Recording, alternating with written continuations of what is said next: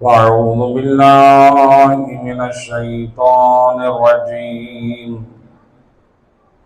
بسم الله الرحمن الرحيم.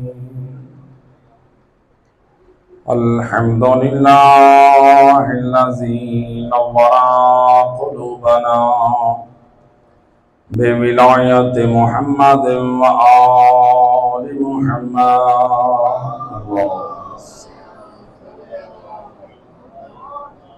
الصلاة والسلام على أشرف الأنبياء والمرسلين وخاتم النبيين أبي القاسم محمد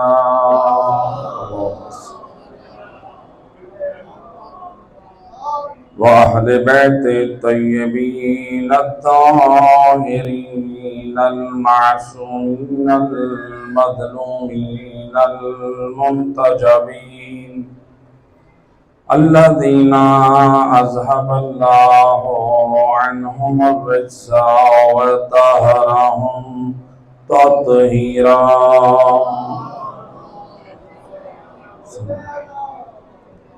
ولعنة الدائمة على أعدائهم أجمعين من يوم ظلمهم إلى يوم الدين. أما بعد، فقد قال الله سبحانه وتعالى في كتاب المجيد وفرقان الحميد وقول الحق. بسم الله الرحمن الرحيم. وعد الله الذين آمنوا وعملوا الصالحات لهم مغفرة وأجر عظيم. صلوات.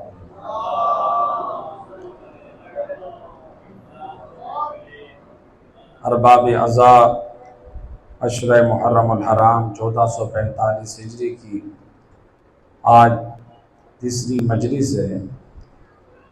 اس آیت مجیدہ کے ذیل میں ہمارا موضوع قرار پایا تھا ایمان اور عمل صالح، چونکہ اللہ بھی اس آیت مجیدہ میں واضح اعلان کر رہا ہے. فرمایا وعد اللہ الذین آمنوا وعملوا الصالحات لہم مغفرۃ واجر عظیم. کائنات میں بڑے سے بڑا مجرم جو مومن ہے وہ اللہ سے بخشش کی امید رکھتا ہے، اور کائنات میں ہر شخص چاہتا ہے میں جو بھی بھلائی اور نیکی کا کام انجام دوں مجھے اس کا صلہ بھی بلند اور بزرگ ملے. اللہ نے انسانی فطرت کے اصولوں کے مطابق قرآن میں گفتگو کی. فرمایا اے لوگوں، مجھ اللہ سے اگر مغفرت کی خواہش اور تمنا رکھتے ہو یا پھر مجھ اللہ سے اجر عظیم کی امید رکھے ہوئے ہو تو پھر اللہ فرماتا ہے میں اللہ بھی وعدہ کرتا ہوں دونوں چیزیں عطا کروں گا.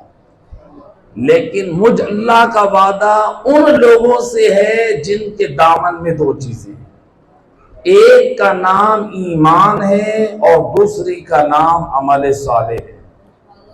تو خدا نے فرمایا تم ایمان اور عمل صالح کے ساتھ آؤ، میں اللہ تمہارے تمام گناہ بھی بخش دوں گا اور تمہیں اجر عظیم بھی عطا کروں گا. اللہ اکبر. یا رسول اللہ.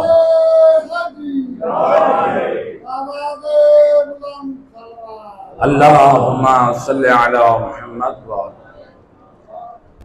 اب الحمدللہ آپ فرش عزا پہ آئے ہوئے عزادار اہل بیت کے حقدار، ہمارا تعارف جو دنیا میں ہم کہلواتے تو ایمان والے ہیں،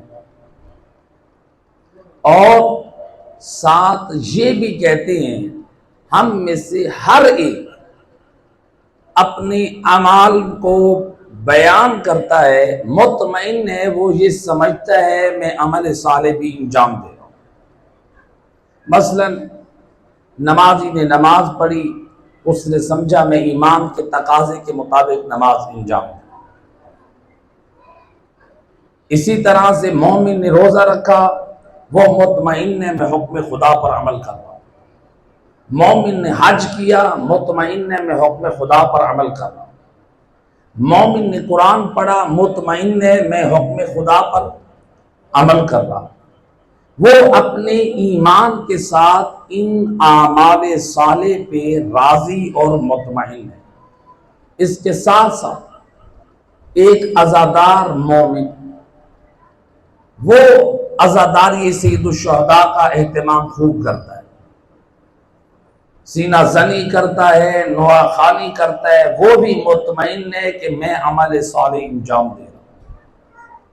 اب ہم میں سے ہر ایک نمازی وہ سمجھ رہا ہے میں نے عمل صالح انجام دیا، روزے دار سمجھ رہا ہے میں نے عمل صالح انجام دیا، حاجی سمجھ رہا ہے میں نے عمل صالح انجام دیا، زکوٰۃ و خمس دینے والے نے سمجھا میں نے عمل صالح انجام دیا، قرآن پڑھنے والے نے کہا میں نے عمل صالح انجام دیا، عزادار امام نے کہا میں گریہ کر کے مجلس سے آ رہا ہوں، میں نے عمل صالح کو انجام دیا۔ یقیناً یہ عمل صالح ہے، اس میں کوئی شک نہیں۔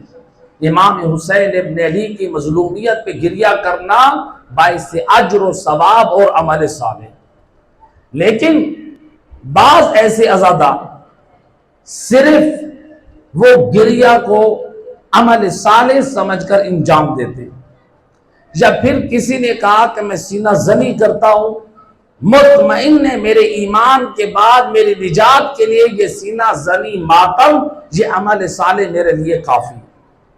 بعض نے کہا میں فرش عذاب بچھاتا ہوں، ایمان لانے کے بعد میں اپنے ایمان کے تقاضوں کو پورا کر رہا ہوں، میرا یہ عمل صالح کافی ہے۔ اب ہم میں سے کس کے پاس اپنے کامیاب ہونے کی سند موجود ہے؟ ہو سکتا ہے کتنے ایسے معاشرے میں آپ کو عزادار ملتے ہیں، لیکن ہر عزادار نہیں۔ جو حقیقی عزادار امام ہے وہ صاحب معرفت ہے۔ صلوات پڑھے محمد آواز سے۔ جو حقیقی عزادار امام حسین با کردار بھی ہے، با عمل بھی ہے، نمازی بھی ہے۔ یہ ایک تفریق کر دی گئی ہے، جو عزادار ہے وہ نمازی نہیں ہوتا، جو نمازی ہوتا ہے وہ عزادار نہیں ہوتا۔ نہیں، وہ عزادار نہیں ہے جو نمازی نہیں ہے، وہ نمازی نہیں ہے جو عزادار امام حسین نہیں ہے۔ اس لیے مودت حسین ابن علی نام ہے عزاداری سید الشہداء کا، اور نماز اور روزہ حج دین کی پابندی نام ہے مقصد حسین ابن علی کا۔ لہذا دونوں چیزوں کا دامن پکڑنا چاہیے۔ معاشرے میں کتنے آپ کو بعض عزادار ایسے ملتے، وہ کہتے ہیں یہ نمازی ہیں، ان کی نمازیں ان کے منہ پہ ماری جائے، اور معاشرے میں کتنے افراد ہوتے ہیں وہ کہتے ہیں ان عزاداروں کی عزاداری ان کے منہ پہ ماری جائے۔ یعنی ہم ایک دوسرے کے اعمال کی قبولیت کی سند دیتے ہیں۔ اب قرآن نے بھی کیا اس کا کوئی جواب دیا؟ جواب ہمیں قرآن سے لینا چاہیے۔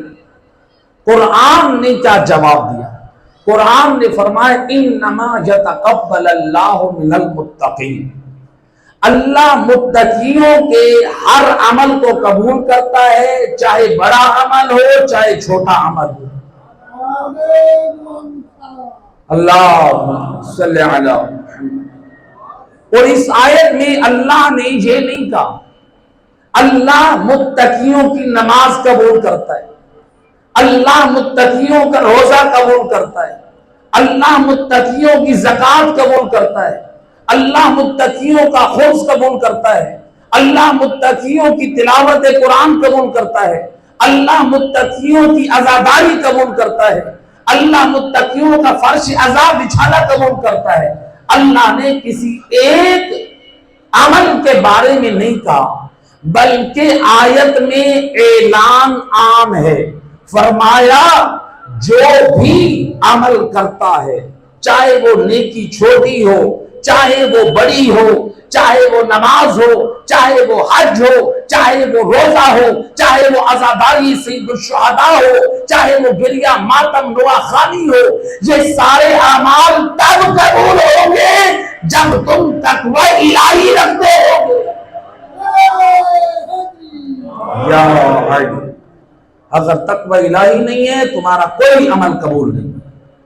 قرآن کی آیت ہے۔ اب یہاں پر کوئی یہ نہیں کہہ سکتا یہ مولویوں کے بنائے ہوئے اصول ہے۔ میرا دوست، یہ قرآن میرے اور تیرے بنانے پر نہیں آیا، بلکہ اللہ نے اپنی منشا کے مطابق نازل کیا ہے۔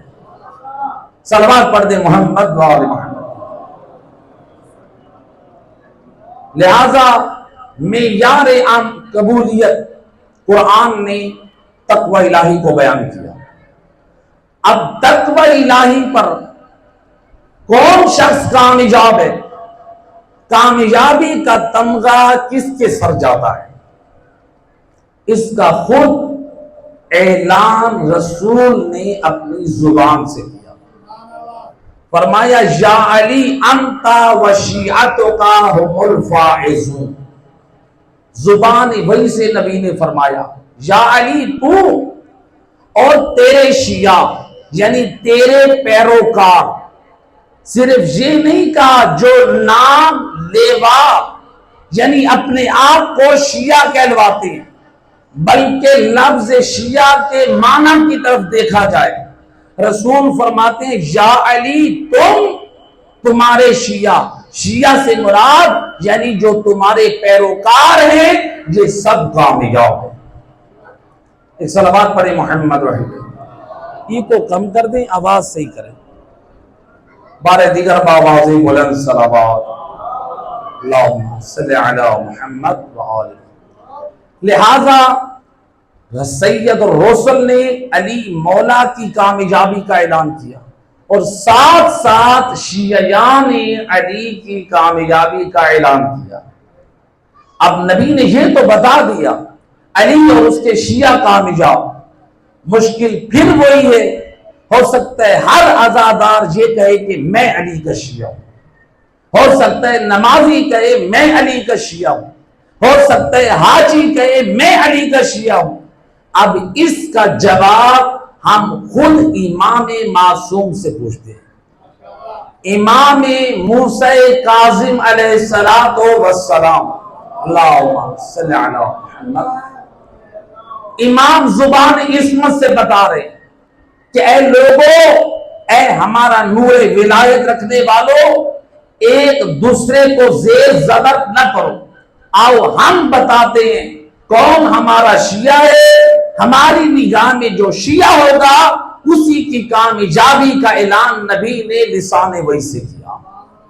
امام نے کیا فرمایا؟ فرماتے انما شیعتنا من شیعنا۔ امام فرماتے ہیں سنو، زبان عصمت سے فرمایا ہمارے شیعہ وہ ہیں جو ہمارے پیچھے چلے۔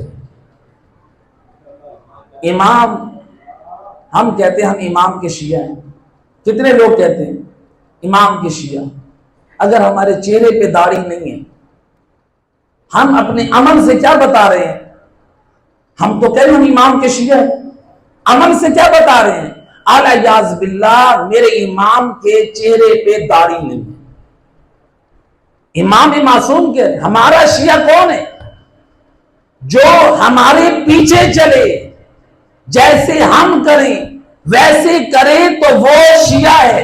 اگر کوئی نہیں کرتا گویا امام بتا رہے ہیں وہ سب کچھ تو ہو سکتا ہے، ہم آل محمد کا شیعہ نہیں ہو سکتا۔ امام فرماتے شیعتنا من شیعنا واتبع آثارنا، اور امام فرماتے ہیں ہمارے شیعوں کی دوسری جو ذمہ داری ہے، دیکھو جو ہماری ولایت کا دم بھرے، اگر ہمارے آثار کی پیروی کرے، اتباع کرے، تو سمجھ لو کہ جعفر صادق کی شیعہ ہے۔ اللہ صلی اللہ علیہ، اگر ہمارے آثار کی اتباع کریں۔ آثار کس کو کہتے ہیں؟ آثار یعنی ائمہ اہل بیت کی تعلیمات جو انہوں نے چھوڑے ہیں، جو ہمارے پاک کردار کی، جو ہماری تعلیمات کی اتباع کریں، وہ ہمارا شیعہ۔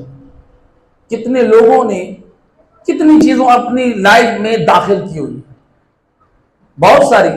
معصومین شیعہ علی ہونے کی علامت کچھ بیان کر رہے ہیں، اور ہمارے یہاں عام طور پہ آپ دیکھیں، ہم کہتے ہیں کہ ہم شیعہ علی ہیں، اپنے آپ کو شو کرنے کے لیے بہت سارے لوگ ہوتے ہیں کام سلوا کر 50 ڈال لیتے ہیں کہ میں یہ شیعہ علی ہونے کی علامت۔ بہت سارے لوگ ہوتے ہیں وہ شیعہ علی ہونے کی علامت مختلف اور کام انجام دے دیتے ہیں۔ کیا امام اور اہل بیت نے یہ علامات بیان کی؟ یہ امام علیہ السلام کچھ اور بیان کرنا چاہتے ہیں۔ ہم اپنی زندگی کے ہر عمل میں دیکھیں، جو اعمال انجام دے رہے ہیں، کیا ائمہ خدا کی پیروی کر رہے ہیں؟ کیا ان کی سیرت پہ عمل کر رہے ہیں؟ یہ میرے جملے نہیں ہیں، کسی عالم کے جملے نہیں ہیں، امام معصوم حجت خدا کے جملے ہیں۔ اور پھر فرمایا وَاقْتَدَى بِأَعْمَالِنَا، امام فرماتے ہیں کسی کے جھوٹے دعووں میں نہ آنا۔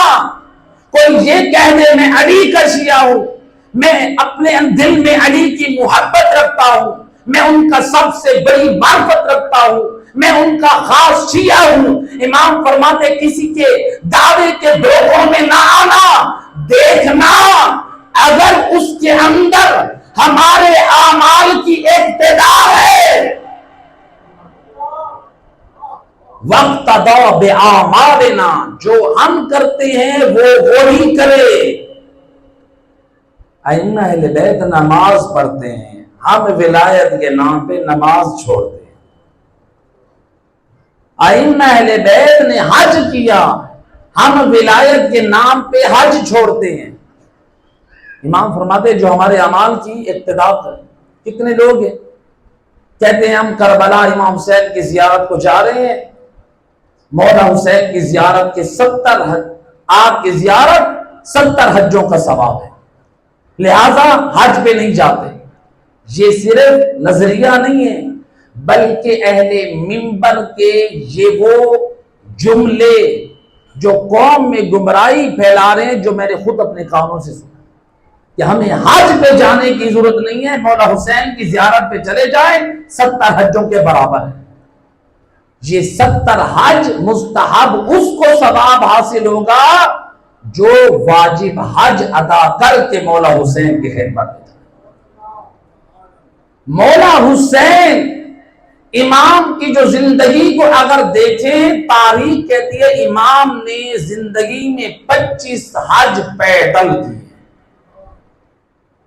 یعنی مولا حسین 25 حج کریں، وہ بھی پیدل کریں، اور ہم مولا حسین کی زیارت کے نام پہ حج کو چھوڑ کے ہم زیارت کریں، یہ حج کے لیے کافی ہے۔ اس کا مطلب یہ ہے ہم حج کو چھوڑ کر جو زیارت کو کافی سمجھ رہے ہیں، ہم امام حسین کے عمل کی مخالفت کر رہے ہیں، کیونکہ امام نے کیا کہا وَاقْتَدَى بِأَعْمَالِنَا، ہمارا شیعہ وہ ہے جو ہمارے اعمال میں اقتداء کرے، ہماری پیروی کرے۔ صلوات پڑھے محمد۔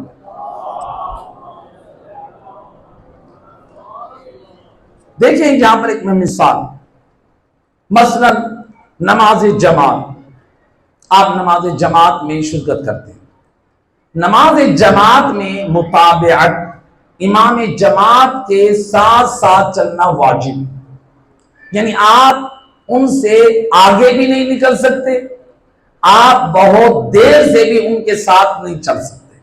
اگر کوئی جان بوجھ کے ایسا کرتا ہے، تاخیر کرے بہت زیادہ، امام جماعت وہ سجدے میں چلے گئے، ابھی پیچھے نمازی رکوع میں کھڑے، مطابقت نہیں کر رہے، یا پھر یہ امام جماعت سے پہلے عمدن اور عادتن کیا کرتے ہیں، ابھی امام جماعت رکوع میں ہے، سر اٹھا کے سجدے کی طرف چلے گئے، امام جماعت کی مخالفت کر رہے ہیں۔ تو اس میں ہمارے فقہا کہتے ہیں کہ جو شخص نماز جماعت میں مطابقت نہیں کرتا، اس کی نماز جماعت باطل ہے۔ اور اگر اس نمازی نے وہ وظیفہ بھی انجام نہیں دیا کہ جس کے انجام دینے سے اس کی جماعت باطل ہو لیکن فرادہ نماز صحیح ہو، وہ بھی نہیں دیا، تو اس کی اصل نماز بھی باطل ہے۔ تو اگر انسان ایک امام جماعت کی ابتدا میں نماز پڑھتے ہوئے اس کی پیروی نہ کرے تو انسان کی وہ نماز باطل ہوتی ہے۔ تو جو شخص ائمہ ہدی کے نام لیوا ہو کر پوری زندگی ان کی مخالفت میں کر گزارے، اس کی زندگی کے تمام اعمال باطل ہوتے۔ لہذا ائمہ اہل بیت کی اتباع، ان کی سیرت، ان کا پاک کردار، صلوات پڑھے محمد و آل محمد۔ اللہ اکبر، یا رسول اللہ، یا علی، اللہم صلی علی محمد و آل محمد۔ لہذا امام موسیٰ کاظم ایک عظیم پیغام دے رہے ہیں۔ پھر امام نے ایک اور روایت میں فرمایا، کیا فرماتے ہیں؟ ہم علی کے شیعہ کہلوانے پہ فخر کرتے ہیں۔ امام فرماتے ہیں انما شیعۃ علی من صدق قولہ فعلہ۔ امام فرماتے ہیں اے ہمارے موالیوں، اے ہمارے شیعوں، اے ہمارے عزاداروں، سن لو اے دنیا والوں، اگر شیعہ علی کو پہچاننا ہے، معیار ہم بتا رہے ہیں، جو بھی دعوے دار ولایت علی رکھنے والا ہو، جو بھی خود کو شیعہ علی کہلوانے والا ہو، دیکھو اگر اس کا جو دعویٰ ہے اس کے کردار کے مطابق ہے تو پھر سمجھ لو یہ شیعہ علی ہے۔ لیکن اگر دعویٰ کرے میں علی کا شیعہ ہوں اور کردار کا سچا نہ ہو، یہ سب کچھ تو ہو سکتا ہے، ہم آل محمد کا شیعہ نہیں ہو سکتا۔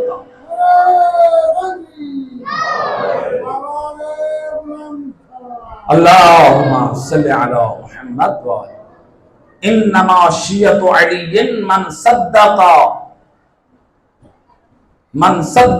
قولہ فعلہ۔ جس کا قول، جس کا دعویٰ اس کے کردار کی تصدیق کر دے۔ کردار اور ہو اور دعویٰ کچھ اور ہو، لہذا دعوے کے مطابق ملتا ہے امام جعفر صادق علیہ الصلوۃ والسلام۔ اللہم صلی علی محمد۔ امام کے جلیل القدر اصحاب میں سے ایک صحابی ہیں محمد بن مسلم۔ یہ وہ عظیم صحابی ہے امام نے لوگوں سے کہا تھا احکام شریعت میں محمد بن مسلم کی طرف رجوع کرو۔ امام نے کہا، اپنے شیعوں کو، اپنے حکمداروں کو حکم دیتے تھے احکام شریعت کے لیے محمد بن مسلم کی طرف رجوع کرو، جو احکام بتائے، نماز کے احکام بتائے، روزے کے، دین کے، جو کچھ بتائے میں امام تصدیق کر رہا ہوں، آنکھیں بند کر کے عمل کرنا تمہاری کامیابی کی ضمانت میں دیتا ہوں۔ امام فرماتے ہیں اس کی طرف رجوع کرنا، محمد بن مسلم جو کہتا جائے ایکسپٹ کرتے جاؤ، قبول کرتے جاؤ، عمل کرتے جاؤ، اسی میں تمہاری نجات ہے۔ اور یہ محمد بن مسلم کو جب یہ خدمت امام میں آتے تو امام ان کی تعظیم کرتے، یعنی یہ کوئی عام شخصیت نہیں تھی، امام اس قدر یہ با کردار تھے۔ اور امام نے اپنے ان جیسے مخلص اصحاب کے بارے میں فرمایا لولا مثل ہؤلاء لن درست آثار النبوہ۔ امام فرماتے ہیں اگر ان جیسے میرے اصحاب با وفا نہ ہوتے آثار نبوت مٹ جاتے۔ حالانکہ امام تو مسند رسالت پہ بیٹھے، نبی کے دین کے وارث ہیں، امام رسول اللہ کے علم کے وارث ہیں کہ نہیں، ان کے اخلاق کے وارث ہیں، تعلیمات کے وارث ہیں، امام تو سب کچھ پہنچا رہے ہیں، لیکن امام کیا کہہ رہے ہیں اگر ان جیسے مخلص با وفا خدمت گزار مذہب آل محمد میرے اصحاب نہ ہوتے، جو آثار نبوت ہیں، رسول اللہ کا دین ہے، وہ مٹ جاتا۔ یعنی صحیح امام فرما رہے ہیں، گویا امام سمجھا رہے ہیں مجھ امام صادق کے ساتھ جن لوگوں نے آثار نبوت اور دین مصطفیٰ کو پھیلایا ہے وہ میرے ان با وفا سچے اصحاب نے پھیلایا ہے۔ اب یہ محمد بن مسلم اتنا عظیم پاک کردار، ایک وقت ان کی پیشی ہوئی ایک قاضی کے پاس، اور وہ بھی تہمت لگی، چونکہ دنیا والوں کو یہ برداشت نہیں ہے کہ کسی دل میں محمد والے محمد کا نور و ولایت۔ جرم ان کا یہ تھا کہ آل محمد کے مذہب کی نمائندگی کرتے، آل محمد کے مذہب کی خدمت کرتے۔ قاضی نے ان کو اور ان کے ساتھ ایک اور کو بلایا، ان کے حق میں فیصلہ کرتے ہوئے دونوں کے چہروں پہ غصے کی نگاہ سے دیکھا اور دیکھ کے کہا ہازانی، یہ دونوں جعفری ہیں اور یہ دونوں فاطمی ہیں۔ کون کہہ رہا ہے؟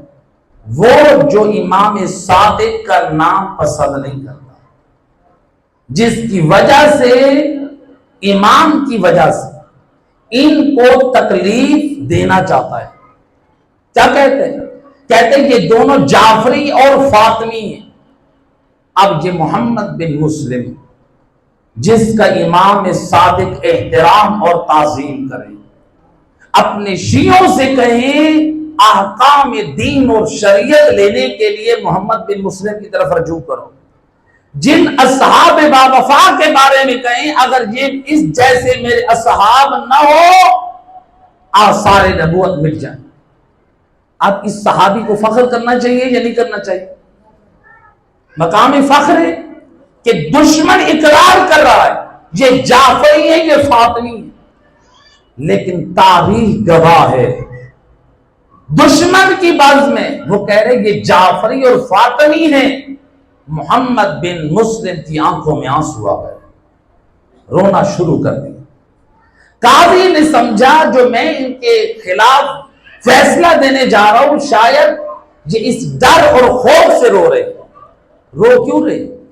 کہا میں اس لیے رو رہا ہوں مجھ جیسے خطاکار کو انہیں پاک و پاکیزہ ہستیوں کی طرف نسبت دے کے کہا یہ جعفری ہیں یہ فاطمی ہیں۔ مجھے یہ ڈر لاحق ہو رہا ہے میری نسبت تو نے جناب سیدہ فاطمہ زہرا کی طرف دی، میری نسبت امام صادق کی طرف دی، گویا یہ ڈر مجھے لاحق ہوا کہیں ایسا نہ ہو جو مجھ سے غلطی کوئی سرزد ہو میدان معاشر میں مجھ سے پوچھا جائے تو نے اپنی پہچان جعفری اور فاطمی بنوائی جبکہ تمہارا کردار نہ امام صادق کے مطابق تھا نہ فاطمہ زہرا کے مطابق۔ ذرا خود اندازہ کیجئے یہ اتنے پاک اور مقدس اصحاب جن کو جعفری اور فاطمی کہا جا رہا ہے تو وہ اس پہ فخر نہیں اس پہ رو رہے۔ آج کتنے لوگ ہیں جو خود کو جعفری کہلواتے ہیں؟ صلوات پڑھیں محمد وحل بے۔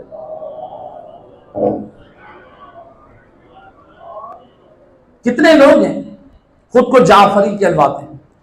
اچھا یہاں پہ ایک بات سے بات، جو سادات ہیں وہ تو اپنے آپ کو جعفری لکھوائیں، لیکن جو غیر سادات ہیں علماء کی نصیحت وہ اپنے آپ کو جعفری نہ لکھوائیں. کیوں؟ اس کا کیا ریزن ہے؟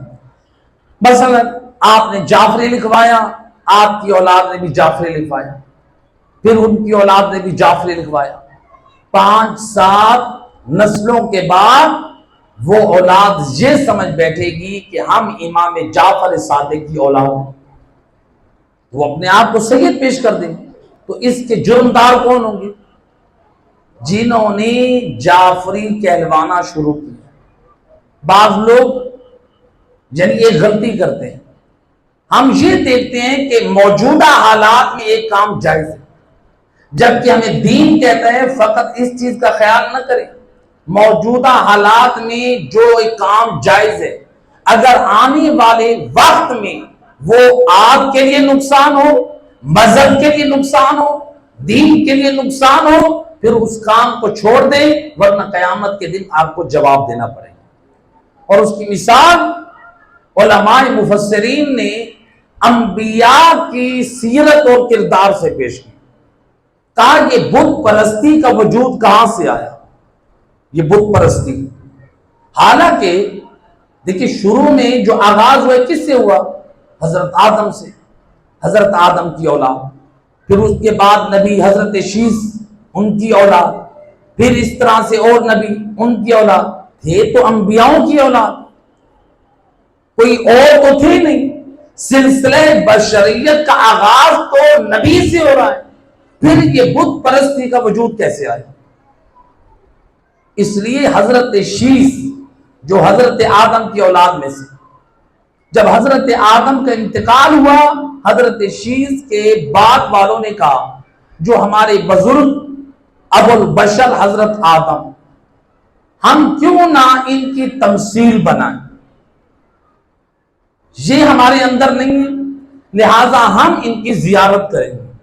انہوں نے تمثیل یعنی ایک مجسمہ بنایا اور ایک مقام پہ نصب کیا.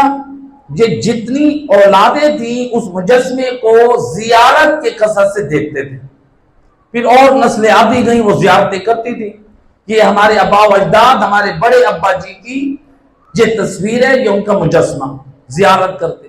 چھوٹے چھوٹے بچے بھی یہ ساتھ کھڑے ہوتے. تو لہذا آگے کی جو نسل آئی انہوں نے کہا یہ ہمارے جب بزرگ آتے تھے وہ حقیقت میں ان سے توسل کرتے تھے. پہلے والوں کا مقصد کیا تھا؟ بزرگوں کی زیارت. دوسرے والوں نے کیا کہا؟ ہمارے آبا و اجداد اس سے توسل کرتے تھے تبھی یہاں پر کھڑے ہوتے تھے. تیسری اور چوتھی نسل جب آئی انہوں نے کہا نہیں، حقیقت میں ہمارے آبا و اجداد ان کی عبادت کرتے تھے، یہ معبود ہیں، ہمارے آبا و اجداد ان کے سامنے سجدہ ریز ہوتے تھے، یہ خدا ہیں اور ہم ان کے بندے ہیں.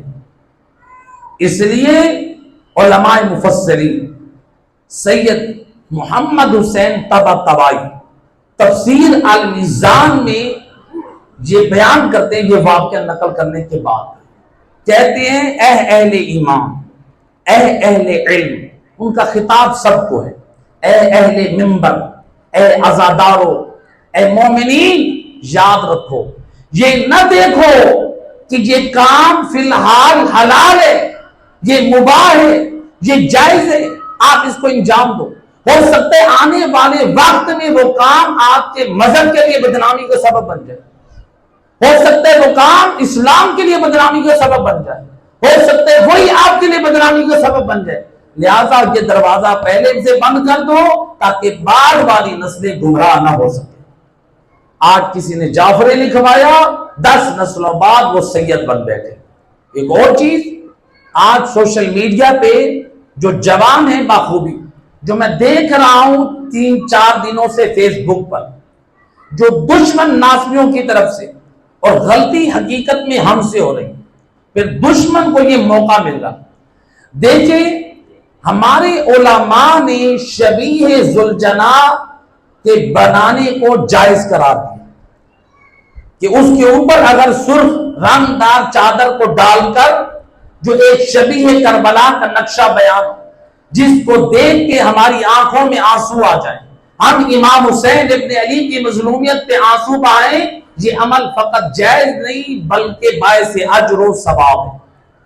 لہذا اب شبیہ ذوالجناح کی تو فقہا نے اجازت دی، لیکن بعض لوگوں نے پتھر کا ایک مجسمہ بنوا کر جس کے اوپر علم حضرت عباس کو بھی نصب کرا کے ان کو بعض علاقوں میں، لاہور میں، کراچی میں، سندھ میں، وہ ایک شبیہ ذوالجناح پتھر کا بنوا کے وہ گھروں میں رکھتے ہیں، اور بعض لوگ اس کے سامنے ایسے، یعنی بعض تصاویر ایسی بھی آئی ہیں کہ جو غیر مناسب طریقے سے ان کے سامنے کھڑے ہیں۔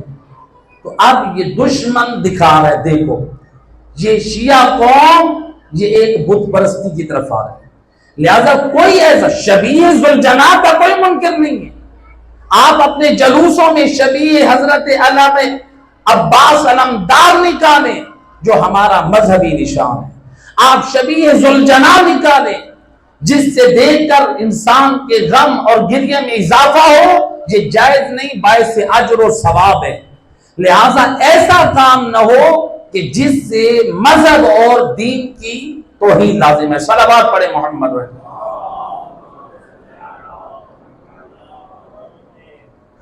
لہذا محمد بن مسلم یہ فاطمی ہونے پہ فخر نہیں کر رہے بلکہ پریشان ہو رہے ہیں، اور تاریخ نے، اب دیکھیں مولا علی کی شیعہ کیسے تھے۔ مولا علی کے شیعوں میں سے ملتا ہے ایک صحابی تھے امام کے، کیا پاک کردار تھا، قیس بن سعد، نماز پڑھ رہے ہیں، نماز پڑھ رہے ہیں، یا ان کے سجدے کے مقام کے قریب ایک سانپ آ کر بیٹھ گیا۔ یہ علی کا شیعہ ہے۔ کیا کیا انہوں نے؟ نماز میں خوف زدہ نہیں، نماز میں ڈرے نہیں ہیں، نماز کو توڑا نہیں ہے، بلکہ علی سے جو عملاً تربیتاً سیکھا ہے کہ علی کی نماز کیسے ہوتی تھی، بغیر خوف کے نماز کو جاری رکھا، سجدے میں سر رکھا۔ روایت کہتی ہے اس سانپ نے آ کر ان کی گردن میں خود کو لپیٹ دیا۔ اب ذرا آپ کے ساتھ یہ عمل ہو جائے، نماز بھی توڑ دیں گے اور فرار بھی ہو سکتا ہے کہ سانپ نہ ڈسے، انسان کو خوف کی وجہ سے وہی اٹیک بھی ہو جائے، یہ ہمارا ایمان۔ لیکن قیس بن سعد، سانپ نے خود کو ان کی گردن میں لپیٹ دیا، اور انہوں نے اپنی نماز کو مکمل انجام دیا پورے خشوع اور خضوع کے ساتھ۔ جب نماز مکمل ہو گئی، بڑے اطمینان سے سانپ کو گردن سے نکال کے دور پھینکا۔ یہ ہیں شیعہ علی کا کردار۔ علی کے شیعوں نے یہ بتایا نماز کو پڑھو تو خوف کی حالت میں بھی نماز میں خشوع اور خضوع باقی رہے، نہ کہ ہم علی کے نام پہ نمازوں کو چھوڑ دیں۔ آج یہ کہا جاتا ہے ہم نے مولا علی علیہ السلام کو مانا ہے تو نمازوں کی کیا ضرورت ہے؟ صلوات پڑھے محمد رحمہ۔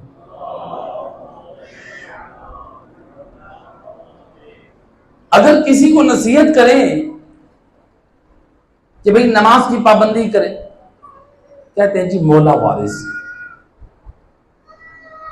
حج کی بات کریں، کہتے ہیں مولا وارث۔ روزے کی بات کریں، مولا وارث ہے۔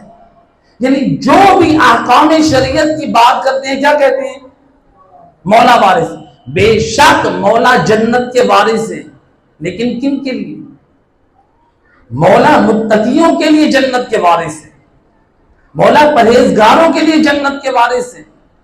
اس لیے جب معراج پہ رسول اللہ گئے، اس وقت اللہ نے جو رسول سے کلام کیا اس میں مولا علی کے بارے میں فرمایا انہو سید المومنین، اے رسول یہ علی عام نہیں، یہ مومنوں کے سردار ہیں۔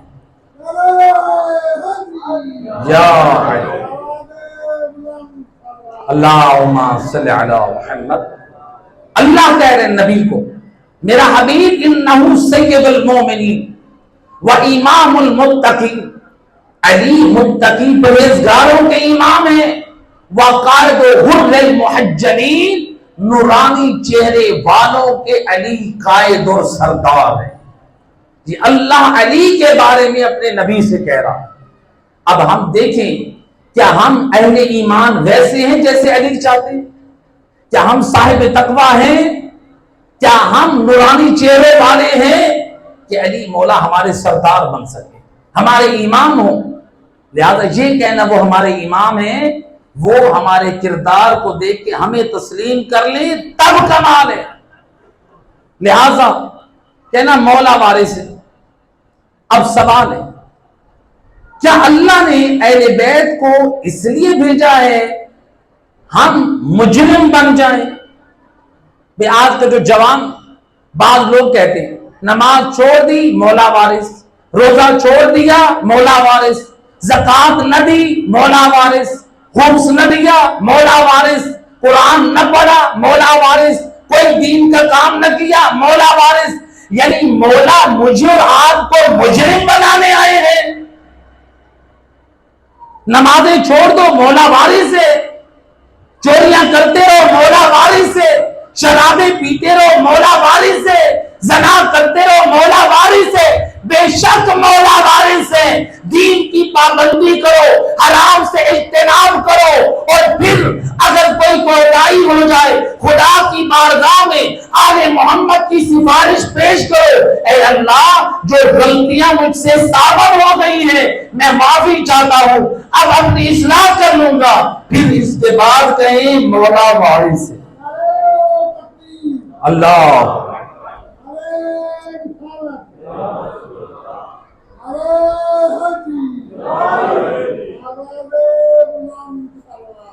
اللہ صلی علی محمد وآلہ۔ لہذا شیعہ علی با کردار ہو، با عمل ہو، دیندار ہو۔ مولا علی کے شیعہ کیسے ہوتے؟ مولا علی کے صحابہ کا کردار کیا تھا؟ خواجہ ربیع جن کی مشہد مقدس میں قبر ہے، خواجہ ربیع کے بارے میں ملتا ہے یہ ہے مولا علی کی شیعہ۔ نماز پڑھ رہے ہیں، نماز کی حالت میں ان کا سامنے گھوڑا باندھا ہوا ہے، تاریخ گواہ ہے یہ گھوڑا اعلیٰ نسل کا جو 20,000 درہم کا تھا۔ یعنی آج کے زمانے میں کسی کی مرسڈیز گاڑی ہو، اتنا مہنگا اعلیٰ نسل کا گھوڑا 20,000 درہم، وہ گھوڑا سامنے باندھا ہے۔ حضرت خواجہ ربیع نماز میں مشغول، یا نماز کی حالت میں ان کی نگاہ سامنے، کیونکہ گھوڑا سامنے ہی تھا، کہ ایک شخص آیا ہے، گھوڑے کو کھول کے گھوڑے پہ بیٹھ کے وہ فرار ہو، یعنی گھوڑا چوری کر کے چلا گیا۔ اب حضرت خواجہ ربیع نے کیا کیا کہ نماز کو توڑ دوں، یہ وہ لمحہ ہے جو میں اللہ کی ملاقات میں کھڑا ہوں، اگر نماز چھوڑتا ہوں اور وقت میں نماز پڑھ سکتا ہوں، لیکن یہ لمحہ دوبارہ میری زندگی میں نہیں آئے۔ لہذا کیا کیا؟ نماز توڑ کے اس کے پیچھے نہیں گئے، نماز کو پورے خشوع اور خضوع سے جاری رکھا۔ کیوں؟ مجھے نقصان قبول ہے، اللہ کی ملاقات کو چھوڑ دوں یہ مجھے قبول نہیں۔ یہ ہیں علی کے شیعہ، علی کے پاک کردار کے مالک، جو اتنی عظمت کے مالک تھے حضرت خواجہ ربیع کہ امام رضا علیہ السلام، اللہم صلی اللہ، امام جب خراسان آئے، امام علیہ السلام نے اپنے بیان میں فرمایا مجھے خراسان میں آنے کا کم سے کم جو فائدہ ہوا ہے وہ صحابی علی خواجہ ربیع کی قبر کی زیارت کا شرف حاصل ہوا۔ یعنی علی کا شیعہ اتنا با کردار، اتنا پاکیزہ، چاہے اس جیسے لاکھوں اصحاب پیدا ہو جائیں لیکن امام رضا کی عظمت کی برابری نہیں کر سکتے۔ لیکن دیکھیے ذرا، علی کا شیعہ اتنا پاک کردار کا مالک ہے، وہ امام کہہ رہے ہیں کہ میں نے زیارت خواجہ ربیع کی ہے، اور حالانکہ جس امام کی اپنی زیارت کے بارے میں خود امام رضا علیہ السلام سے روایت ہے، امام فرماتے ہیں بہت جلد خراسان میں ملائکہ کی آمد و رفت ہوگی اور ملائکہ کا یہ مرکز ہوگا۔ کہا مولا وہ کون سی جگہ ہوگی خراسان؟ آپ نے فرمایا طوس، پھر فرمایا ہی روضۃ من ریاض الجنہ، خراسان میں جو طوس جگہ ہے وہ جنت کے ٹکڑوں میں سے ایک ٹکڑا ہے۔ آپ نے فرمایا جو طوس میں مجھ امام رضا کی قبر کی زیارت کو آئے گا، اللہ اس زائر کو زیارت رسول کا ثواب عطا کرے۔ میری زیارت رسول اللہ کی زیارت، جو میری زیارت کو آئے گا اللہ اس کے نام اعمال میں 1000 مقبول حج، 1000 مقبول عمرے کا ثواب لکھے گا۔ یہ مجھ امام کی زیارت، یعنی امام کی زیارت کی اتنی عظمت۔ پھر امام نے ایک آخری جملہ اور فرمایا، فرماتے ہیں ہمارے موالیوں، جو میری زیارت کو آئے گا میرے آباء و اجداد یعنی امام موسیٰ کاظم سے لے کر رسول اللہ تک، میری جدہ فاطمہ زہرا سمیت سارے میرے زائر کی قیامت کے دن شفاعت کریں گے۔ اب دیکھیے امام کی زیارت کا ثواب اتنا ہے، اور امام کس کی زیارت کو اپنے لیے شرف سمجھ رہے ہیں؟ شیعہ علی جو با کردار، جو امام اپنی زیارت کے بارے میں شیخ صدوق نے رحمت اللہ علیہ نے اپنی کتاب الخصال میں روایت کی ہے، خود امام رضا علیہ السلام اللہ امام فرماتے ہیں جو شخص میری قبر کی زیارت کو آئے گا میدان معاشر میں 3 مشکلات، 3 مشکل مقامات پر میں اپنے زائر کی مشکل حل کروں۔ زیارت امام رضا کوئی معمولی عمل نہیں ہے۔ امام فرماتے ہیں پہلا، جب دنیا میدان معاشر پریشان کھڑا ہوگا، لوگوں کے گناہوں کی وجہ سے ان کا نام اعمال بائیں ہاتھ میں دیا جا رہا ہوگا، میں میدان معاشر میں اپنے زائر کو تلاش کر کے نام اعمال اس کے دائیں ہاتھ میں دلواؤں۔ اللہ صلی اللہ علیہ وسلم۔ پھر امام فرماتے ہیں دوسری جو منزل، جو مشکل گھڑی ہوگی، جب مومنین کا میزان، لوگوں کا نام اعمال تولا جا رہا ہوگا، میزان میں ان کے اعمال کا معیار دیکھا جا رہا ہوگا، امام فرماتے ہیں میں اپنے زائر کا مقام میزان پہ جا کے اپنی زیارت کا ثواب رکھوا کر اس کے نام اعمال کو وزنی کروا دوں۔ تیسرا، امام فرماتے ہیں لوگ اپنے گناہوں کے جرائم کی وجہ سے پورے صراط سے گر کے جہنم میں جا رہے ہوں گے، لیکن میں پورے صراط پر اپنے زائرین کی وہاں پر کھڑے ہو کر سفارش کروں گا اور میرا زائر سلامتی سے پورے صراط کو کراس کرے۔ عظمت امام رضا علیہ السلام پہ مل کے صلوات پڑھیں۔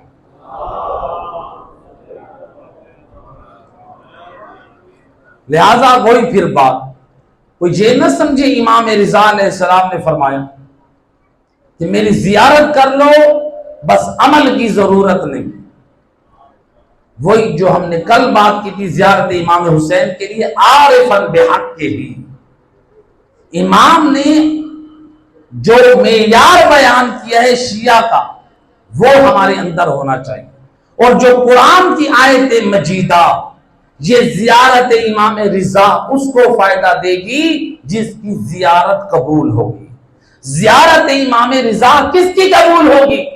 نہ یہ میرا فتویٰ ہے، نہ کسی فقیہ کا فتویٰ ہے، نہ کسی مجتہد کا فتویٰ ہے، نہ کسی مولوی کی بات ہے۔ یہ کس کی بات ہے؟ قرآن کا فیصلہ ہے۔ انما یتقبل اللہ من المتقین، خدا کہہ رہے مومنوں تمہارے ہر عمل کو خدا اس وقت قبول کرے گا جب تمہارے دلوں میں تقوی الہی ہوگا، جب تم متقی اور پرہیزگار ہوگے۔ اور امام جعفر صادق علیہ السلام، اللہم صلی علیہ، امام سے پوچھا گیا مولا متقی کون ہے؟ امام فرماتے ہیں جو مولا نے حکم دیا ہے اس پر لبیک ہے، یعنی جو خدا کا امر ہے اس کو تسلیم کرے، اور جس سے خدا نے روکا ہے رک جائے، اسی کا نام تقوی الہی ہے۔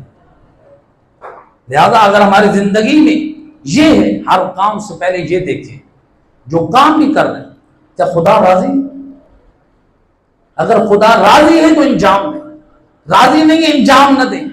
اگر تقوی نہیں ہے تو یاد رکھیں میری بات نہیں ہے، کسی عالم کی بات نہیں ہے، کسی مجتہد کی بات نہیں ہے، قرآن کی بات ہے۔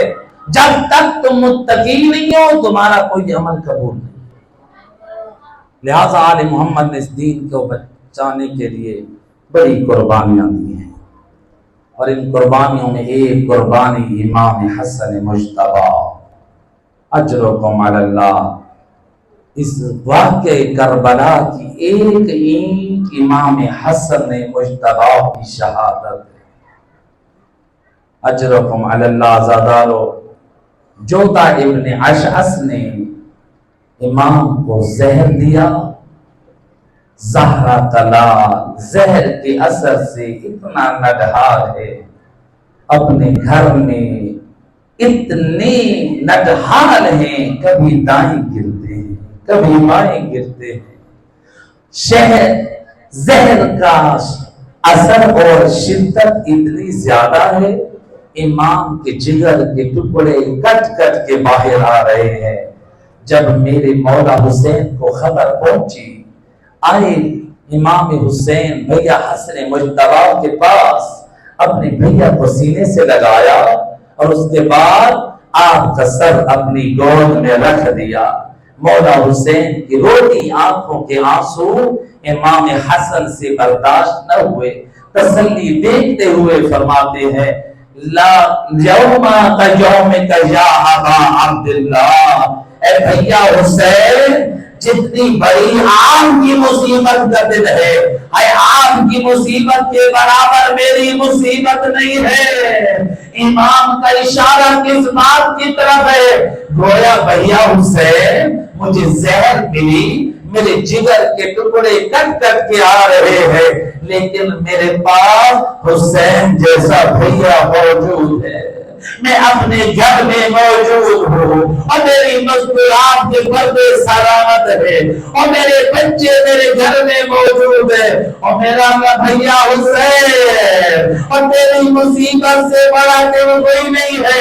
یعنی جب تیری شہادت ہوگی اور تیرا لاشا پامال ہوگا، اور تیری بہنوں اور بیٹیوں کی ردائیں چھن جائے گی، اور تیری اولاد کو قیدی بنایا جائے گا، اجرکم علی اللہ۔ ازاداروں روایت کہتی ہے یہ دروازے پہ دستگار ہوا، کبیر دوڑ کر آئی، آقا وہ علی کی بیٹی زینب آئی ہے، امام اعظم قربان کے بھیا ہوئے، اور جلدی سے اس دشت کو چھپا لو، میں نہیں چاہتا اور میرے جگر کے ٹکڑوں میں زینب کی نظر پڑے۔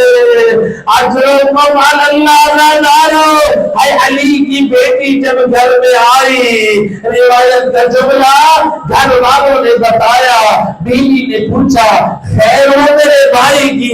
کہا بیوی اے ظالمہ ملعونہ نے اختلاف روایات میں دودھ میں یا پانی میں کا زہر دیا ہے، وہ سرائی بی بی کے ہاتھ میں دی. روایت ترجمہ بی بی نے وہ سرائی زمین پر پھینکی. جب پھینکی زہر اتنا شدید تھا آئے وہ زمین پر ابلنے لگا. بی بی زینب سے یہ منظر دیکھا نہ گیا. ایک مرتبہ چیخے بلند آئے جو زہر اور زمین کو اتنا ابال دے رہی ہے. آئے اللہ جانے میرے بھیا حسن مجتبی آئے اس کے جگر کی کیا حالت ہے. اجرکم علی اللہ. آئے بی بی کی نظر بالآخر اس تشت پر پڑی جس پر حضرت مجتبی بار بار پے کرتے ہیں. بی بی نے خون بھی دیکھا, جگر کے ٹکڑے بھی دیکھے. یا بھیا کی عزاداری شروع کی. میں کہوں گا اے بی بی, اے شہزادی, ہر اپنا گھر ہے, چار دیواری ہے. بی بی آج تیرا پردہ سارے ہے اور تیرے پاس حسین جیسا بھائی موجود ہے. آئے تم سے برداشت نہیں ہوگا. وہ اللہ جانے تیری اس وقت کیا حالت ہوگی جب تمہیں دوسرا دشت بھیجنا ہے اور جب دربار یزید ہوگا. زینب کے سر کے بال کھلے ہوں گے, بچے قیدی ہوں گے, یزید تخت پر بیٹھا ہے. اس کے ہاتھ میں نجف چلی, وہ اپنی نجف چلی کو اور سارا کے لال حسین کے اور پاک دندار پہ ناز ہے. الا لعنت اللہ علی القوم الظالمین.